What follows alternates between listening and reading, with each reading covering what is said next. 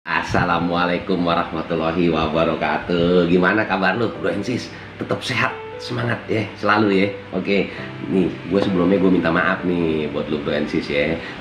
Karena selama bulan Ramadan ini konten yang kita sajikan di Super Semalokom Podcast ini, gue sama temen-temen ada beberapa jeda waktunya itu, jadi mungkin 2 hari sekali, 3 hari sekali. Lu pada tahu deh kenapa ya teman-teman ya, Bronsis ya. Oke, nggak panjang kayak lebar dah, seperti biasa Bronsis ya. Seperti judul konten kali ini ya, kalau lu deh pada lihat ya, judulnya naik no, perkara tanah kewenangannya di PT UN atau peradilan umum bro. Nah, buat lu yang baru ketemu konten kita atau yang mungkin baru langganan channel kita ya, mungkin nanya-nanya ya dalam hati lu ya, ini dari mana nih judul konten nih, temanya? Dari pertanyaan lu yang pada masuk bro NCS. Karena lolos seleksi kita di sini, gua sama teman-teman Super Semalokom Podcast karena disajikan ke publik, makanya naik tayang. Oke, nggak panjang kayak lebar, kita mulai aja ya. Gue bacain dulu pertanyaannya sesuai dengan judul konten kali ini. Perkara tanah kewenangannya di PT UN atau peradilan umum bro. Nah, kita mulai bacain ya. Jadi intinya untuk pertanyaan kali ini kita dapat pertanyaan dari kawan kita bro Encis ya, dan namanya seperti biasa bro Encis, gue nggak bacain menyangkut privasi dia ya. Oke, kita mulai aja ya. Oke. Assalamualaikum warahmatullahi wabarakatuh. Waalaikumsalam warahmatullahi wabarakatuh. Buat lu semua di Super Semalokom Podcast, gue kenalin diri gue, nama gue nama dia gue nggak bacain dong ya, intinya dia bro karena menyangkut privasi dia. Oke ya, kita lanjutin.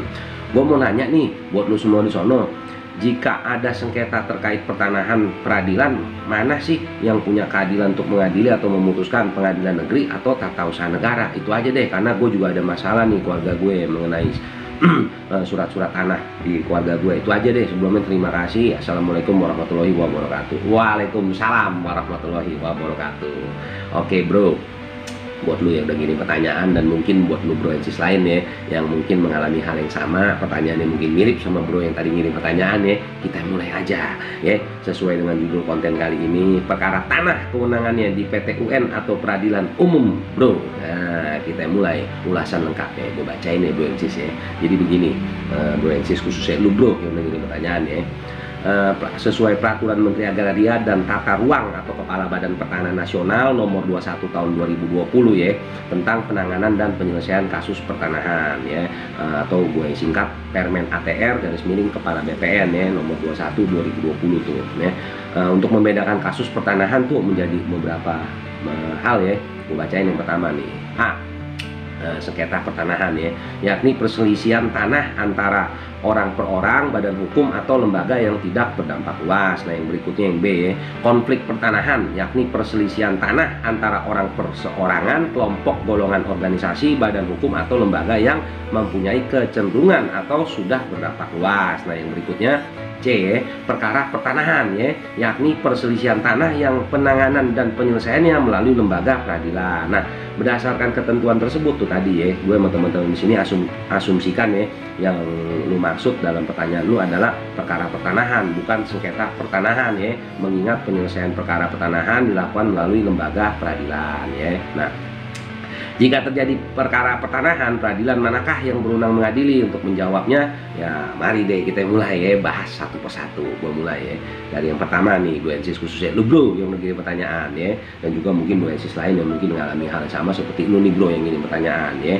Nah, jadi satu ya, Peradilan Tata Usaha Negara ya, atau kita singkat PT UN. PT UN adalah salah satu pelaku kekuasaan kehakiman bagi rakyat pencari keadilan terhadap sengketa tata usaha negara ya, atau kita singkat TUN ya, TUN. Nah, nih di dalam bukunya Pak Indro Harto ya, dalam bukunya judulnya Usaha Memahami Undang-Undang tentang Peradilan Tata Usaha Negara, buku 1 tuh ya, bukunya bagus, lu boleh beli itu Bu Encis ya. Jadi beberapa pengertian dasar hukum tata usaha negara itu di buku beliau ya, di edisi revisi ya, itu menjelaskan tuh yang dapat digugat ke pengadilan TUN hanyalah keputusan TUN, yakni suatu penetapan tertulis ya, bahasa ininya Belandanya Ciking ya, yang dikeluarkan oleh badan atau pejabat TUN yang berisi tindakan hukum TUN yang berdasarkan peraturan perundang-undangan yang berlaku ya, yang bersifat konkret, individual dan final yang menimbulkan akibat hukum bagi seseorang atau badan hukum perdata, yaitu di buku dia ada tuh di halaman 161 bro ya. Nah, bukan sih maksudnya, masya Allah, tadi diskriminasi sih nggak disebut. Oke, lanjutin aja Mbak Baliut ya. Nah, dalam hal ini yang dimaksud dengan badan atau pejabat TUN yaitu badan atau pejabat yang melaksanakan urusan pemerintahan berdasarkan peraturan perundang-undangan yang berlaku. Nah, jika dikaitkan dengan persoalan pertanahan ya, pada dasarnya sertifikat tanah atau dokumen bukti hak atas tanah ya, maksud gue ya, sorry ya, yang dalam hal ini diterbitkan oleh badan atau pejabat dapat dikategorikan sebagai keputusan TUN. Nah, hal ini mengingat bahwa peraturan pemerintah nomor 24 tahun 1997 ya, Bro Ensis ya, tentang pendaftaran tanah ya, PP 24 1997 itu mengatur tuh Badan Pertanahan Nasional BPN ya berwenang melakukan pendaftaran tanah yang diantaranya meliputi pemberian sertifikat hak atas tanah kepada pemegang hak yang bersangkutan serta hak-hak tertentu yang membebaninya. Hal tersebut merupakan perwujudan salah satu fungsi BPN, yaitu perumusan dan pelaksanaan kebijakan di bidang penetapan hak dan pendaftaran tanah, Bro Ensis ya. Nah, jadi dengan demikian seseorang yang merasa kepentingannya dirugikan nih, khususnya lu nih bro yang ngirim pertanyaan ya, akibat dikeluarkannya keputusan TUN yang berkaitan dengan kewenangan prosedur dan substansi dalam hal ini, misalnya penerbitan sertifikat hak atas tanah oleh BPN dapat mengajukan gugatan ke PT UN. Itu yang pertama tuh Bro Ensis ya, khususnya lu bro yang ngirim pertanyaan. Nah, ini yang kedua nih, peradilan umum ya. Nah, kekuasaan kehakiman di lingkungan peradilan umum dilaksanakan oleh pengadilan negeri yang merupakan pengadilan tingkat pertama dan pengadilan tinggi yang merupakan pengadilan tingkat banding dan berpuncak pada Mahkamah Agung sesuai pengadilan negara tertinggi. Nah, secara umum nih Bro Ensis ya, peradilan umum berwenang menangani perkara pidana dan perdata ya, seperti yang disarikan dari perbedaan pokok hukum pidana dan hukum perdata. Nah, perkara perdata bersifat privat ya, yang menitik beratkan kepada kepentingan perseorangan, hanya berdampak langsung bagi para pihak yang terlibat dan tidak berakibat secara langsung pada kepentingan umum, Bro Ensis ya. Nah, jika dikaitkan dengan perkara pertanahan, seseorang yang merasa kepentingannya dilanggar dalam hal kepemilikan hak atas tanah dapat mengajukan gugatan ke pengadilan negeri nih ya, Bro Ensis ya, khususnya lu bro yang mengirim tanya. Nah, jadi gua sama teman-teman di sini ngambil contoh kasus ya, sebagai contoh nih. Kita lu semua ya, maksudnya Bro Ensis ya, lu dapat melihat tuh putusan Mahkamah Agung nomor 96 putusan Mahkamah Agung nomor 976 K garis miring PDT garis miring 2015 yang menjadi sumber jurisprudensi Mahkamah Agung nomor 5 garis miring jurisprudensi garis miring PDT 2018 ya. Secara ringkas, penggugat berdasarkan akte jual beli nomor 158 garis miring 2006 membeli sebidang tanah dan bangunan dari turut tergugat 1 yang telah bersertifikat hak guna bangunan nomor 46 tertanggal 11 Februari 1993 ya, yang dikeluarkan oleh Badan Pertanahan Nasional Kota Bandung ya. Ini contoh nih Bro Ensis ya. Nah, dengan masa berlaku haknya sampai 21 Juli 2013 setelah dibeli sertifikat tersebut kemudian dibalik nama tuh sama yang bersangkutan. Nah, beberapa tahun kemudian saat penggugat hendak menyewakan tanahnya kepada pihak lain, penggugat didatengin oleh tergugat 1 dengan membawa surat yang pada pokoknya menyebutkan bahwa tanah dan bangunan yang dibeli penggugat tersebut adalah aset TNI Angkatan Darat Kodam sesuai sertifikat hak pakai nomor 18 tanggal 28 Agustus 1998 dan memerintahkan penggugat untuk mengosongkan tanah dan bangunan tersebut. Nah, pada waktu itu ya, Hakim Mahkamah Agung kemudian berpendapat jika terdapat sertifikat ganda atas tanah yang sama di mana keduanya sama-sama otentik, maka bukti hak yang paling kuat adalah sertifikat hak yang terbit lebih dahulu. Oleh karena itu, hakim kemudian menyatakan tergugat 1 dan tergugat 2 telah melakukan perbuatan melawan hukum ya, PMH ya, dan menyatakan penggugat sebagai pemilik yang sah atas tanah tersebut. Jadi, jawab pertanyaan lu nih, Do ya.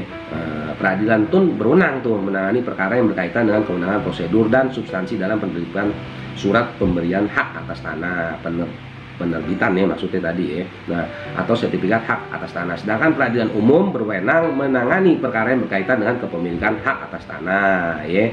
Jadi artinya apa? Nah, itu jawaban dari gue sama teman-teman di sini, Bro. Ya. Nah, sebelumnya gue bacain dulu nih Bro Ensis ya, untuk konten kali ini ya, sesuai dengan judul konten perkara tanah kewenangannya di PT UN atau peradilan umum bro. Nah, tadi udah dapat jawabannya tuh lo ya bro ya, khususnya lo ngirim pertanyaan juga Bro Ensis, tapi gue bacain dulu dasar hukumnya untuk konten kali ini ya Bro Ensis ya. Dasar hukumnya itu kita mengacu sama Undang-Undang Nomor 5 tahun 1986 tentang Peradilan Tata Usaha Negara sebagaimana diubah oleh Undang-Undang Nomor 9 Tahun 2004 tentang perubahan atas Undang-Undang Nomor 5 Tahun 1986 tentang Peradilan Tata Usaha Negara, dan diubah kedua kalinya oleh Undang-Undang Nomor 51 Tahun 2009 tentang perubahan kedua atas Undang-Undang Nomor 5 Tahun 1986 tentang Peradilan Tata Usaha Negara. Nah, juga mengacu sama Undang-Undang Nomor 2 Tahun 1986 tentang Peradilan Umum sebagaimana diubah oleh Undang-Undang Nomor 8 Tahun 2004 tentang perubahan atas Undang-Undang Nomor 2 Tahun 1986 tentang Peradilan Umum, dan diubah kedua kalinya oleh Undang-Undang Nomor 49 Tahun 2009 tentang perubahan kedua atas Undang-Undang Nomor 2 Tahun 1986 tentang Peradilan Umum, dan juga Peraturan Pemerintah Nomor 24 Tahun 97 tentang pendaftaran tanah, ya, juga Peraturan Presiden Nomor 48 Tahun 2020 tentang Badan Pertanahan Nasional, ya, dan juga Peraturan Menteri Agraria dan Tata Ruang atau Kepala Badan Pertanahan Nasional Nomor 21 Tahun 2020 tentang penanganan dan penyelesaian kasus pertanahan. Dan juga gue nih teman-teman di sini ngambil referensi, ya, dari bukunya Pak Indro Harto yang judulnya Usaha Memahami Undang-Undang tentang Peradilan Tata Usaha Negara, buku 1 tuh, ya, tuh juga di buku itu beberapa penelitian dasar hukum tata usaha negara tuh, di bukunya Pak Indro Harto itu direvisi, ya, di Jakarta diterbitin Pustaka Sinar Harapan tahun 93, boleh dibeli tuh bukunya bagus, ya. Nah, juga putusan Mahkamah Agung nomor 976/PDT 2015 pasal 1 angka 2 Permen ATR Kepala BPN 21 2020, pasal 1 angka 3, ya, Permen ATR Kepala BPN 21 2020, pasal 1 angka 4 Permen ATR Kepala BPN 21 2020, terus juga pasal 4 Undang-Undang Nomor 9 Tahun 2004 tentang perubahan atas Undang-Undang Nomor 5 Tahun 1986 tentang Peradilan Tata Usaha Negara, juga pasal 1 angka 8 Undang-Undang Nomor 51 Tahun 2009 tentang perubahan kedua atas Undang-Undang Nomor 5 Tahun 1986 tentang Peradilan Tata Usaha Negara, dan juga pasal 1 angka 1 pasal 4 ayat 1 dan pasal 5 PP 2497, pasal 3 huruf C Peraturan Presiden Nomor 48 Tahun 2020 tentang Badan Pertanahan Nasional, dan juga pasal 3 ayat 1 dan 2 junto pasal 6 Undang-Undang Nomor 2 Tahun 1986 tentang Peradilan Umum, ya. Jadi nah, sesuai dengan judul konten kali ini, perkara tanah kewenangannya di PT UN atau Peradilan Umum, bro. Insya Allah udah dapat jawaban tuh tadi, ya, bro. Saya khususnya lu, bro, yang udah ngirim pertanyaan. Nah, sekarang seperti biasa nih, sebelum gua pamit, ya, alhamdulillah nih, bro, untuk konten kali ini rada panjang lagi nih durasinya, masya Allah. Harap maklum, ya, bro, ya, biasa. Nah, gue sama teman-teman di sini, ya, setiap jawab pertanyaan lu, ya, kita jawab harus sesuai aturan dan peraturan regulasi undang-undangan yang ada. Jadi bukan masalah durasinya pendek atau panjang kita yang ngatur, bukan itu, bro, ya. Jadi lu semua mesti mahamin hal itu juga, ya. Jangan apa, intinya jangan di skip kalau nonton konten kita di channel kita, ya, di Super Semalopom Podcast ini. Kenapa, bro, biar nggak gagal paham, ya, khususnya lu nih, bro, yang udah ngirim pertanyaan, ya. Mudah-mudahan insya Allah lu karena udah ngirim pertanyaan nggak lu skip, ya, gitu, ya. Oke, nah, seperti biasa, bro, sebelum gue pamit, ya, mungkin ada pertanyaan yang masuk nih dari benak lu nih, bro. Kalau lu yang baru ketemu channel kita, ya, Super Semalopom Podcast nih, gue kalau mau ngirim pertanyaan kayak bro tadi itu gimana ya caranya? Nah, gampang, bro, kalau lu mau mengirim pertanyaan seputar masalah hukum, ya, lu tinggal kirim ke email kita nih, emailnya dia nongol nih, supersemalopom@gmail.com. Nah, lu buru-buru screenshot, kirim ke sono, bro, ya. Tapi ada syaratnya, bro. Kalau pertanyaan yang dari lu masuk, kita akan seleksi dulu karena kita sajikan ke publik, ya, layak nggak nih kita naikin jadi konten pertanyaan lu jawabannya, ya. Tapi kalau nggak, tetap kita jawab lewat apa? Email, ya, gitu, ya, bro, ya. Email masih ada, buruan catat tuh, ya. Nah, juga begini, bro, khususnya lu, bro, nih, udah ngirim pertanyaan untuk konten kali ini, ya. Kalau ternyata jawaban dari gue sama temen-temen di konten ini, ya, pertanyaan lu, bro, ya, khususnya lu yang ngirim pertanyaan nih, kayaknya kok kurang pencerahannya, kurang gampang, lu nggak usah bingung dan nggak usah bingung, intinya, ya, lu kirim aja kontak person lu lagi, ya, lu saya kirimin tuh pertanyaan lu yang awal yang kita naikin jadi konten ini, kita akan bikin konten berikutnya, bro, ya. Intinya apa, buat apa kita minta kontak person lu, bro, yang udah ngirim pertanyaan, maksudnya lu, ya, yang udah naik jadi konten, ya, alhamdulillah, apa kita akan bikin konten sambungan ini, bro, dan kita insya Allah akan ada yang live streaming, lu kita undang untuk diskusi bareng di acara live streaming itu, insya Allah, ya. Dan biasa nomor kontaknya jangan lupa, gitu, ya. Dan nanti juga insya Allah kita akan hadirkan, ya, narasumber dan juga ahlinya, ya, biar kita bisa diskusi bareng live streaming. Nah, terus mungkin ada pertanyaan nih, kok live streaming lu nggak mulai sih, bro di sono, ya, maksudnya kita orang di sini. Jadi gini, bro, kenapa sih di beberapa konten tuh kita selalu bilang kita akan ada live streaming. Nah, kita ini masih nunggu juga nih, bro, konfirmasi kesediaan para narasumber ya, karena kan kondisinya sekarang masih pandemi COVID, jadi lo orang mungkin nggak usah gue ceritain, udah pada paham deh ya, artinya apa ya gitu ya. Bensis tungguin aja deh pokoknya insya Allah ya. Oke, nah seperti biasa nih sebelum gue pamit Bensis ya, buat lo semua yang udah pada langganan channel kita ya Super Semalam Podcast, gue sama temen-temen di sini ngucapin terima kasih ya. Nah artinya apa? Lu udah pada subscribe dan klik loncengnya ya, tapi jangan lupa di share ya. Buat apa ya Bensis? Biar kita bagi ilmu juga buat Bensis kita yang lain ya. Jangan pelit, hilang kuota dikit, insya Allah dapat pahala tuh ya. Astagfirullah, ibu jadi promo ya. Oke, nah ini kayak durasi udah kepanjangan nih. Oke, gue pamit aja deh ya. Nah jadi gini Bensis, sebelum gue pamit, gue mewakili teman-teman Super Semalam Podcast di sini. Gue minta maaf deh kalau ada salah-salah kata ya. Kenapa? Kita semua di sini manusia biasa, nggak luput dari kesalahan Bensis ya. Tapi lu semua nggak usah khawatir. Setiap menjawab pertanyaan lu orang yang masuk, gue sama teman-teman Super Semalam Podcast tim di sini selalu mengacu dengan apa? Peraturan perundang-undangan yang ada dan regulasi yang ada, serta referensi lainnya yang informasi itu akurasinya insya Allah jos gitu ya Bensis ya. Oke, sebelum gue pamit nih seperti biasa Bensis ya, gue mau ngingetin beberapa hal nih. Yang pertama, lu udah pada tahu deh mungkin ya, kalau yang berlangganan channel kita udah pasti tahu insya Allah ya. Apa itu? Nah, biasa ya, ini masih suasana pandemi COVID, jangan lupa prokes pesannya mama. Seperti biasa udah pada tahu ya, pakai masker, jaga jarak, cuci tangan. Kalau lu aktivitas dari manapun dan lu pulang balik ke rumah lu atau nemuin keluarga lu, jangan lupa salinan pakaian yang bersih ya. Dan juga selalu jaga pola makan, pola hidup biar tetap sehat ya. Dan olahraga biasain. Dan juga ini kan masih suasana bulan Ramadan ya. Jangan lupa ya, kalau ngebatalin jangan kekenyangan bro ya. Astagfirullahaladzim ya, gitu aja ya bro ya. Nah sebelum gue pamit Bensis mohon maaf ya, seperti biasa nih sebelum gue pamit nih, tadi gue ngelanjutin tuh, kalau yang udah langganan channel kita ya, alhamdulillah pasti dia udah subscribe dan klik. Tapi kalau yang belum, jangan lupa, kalau lu udah cocok, klik subscribe, klik loncengnya, biar apa ya, biar dapat notifikasi bro gitu ya. Dan sis gitu ya. Oke, gue pamit ya. Sebelum gue pamit seperti biasa Bensis, bersihin hati, bersihin pikiran dan disiplin dalam kegiatan lo, aktivitas keseharian. Insya Allah tuh Bensis, kalau lu udah bersihin hati, bersihin pikiran dan disiplin, kita akan terhindar dari bentuk masalah pelanggaran apapun dan masalah hukum lainnya yang bisa timbul terhadap diri kita. Jadi artinya apa? Bersihin hati, bersihin pikiran, disiplin. Itu dulu ya Bensis. Gue pamit dulu, tetap semangat ya di bulan Ramadan ya. Assalamualaikum warahmatullahi wabarakatuh.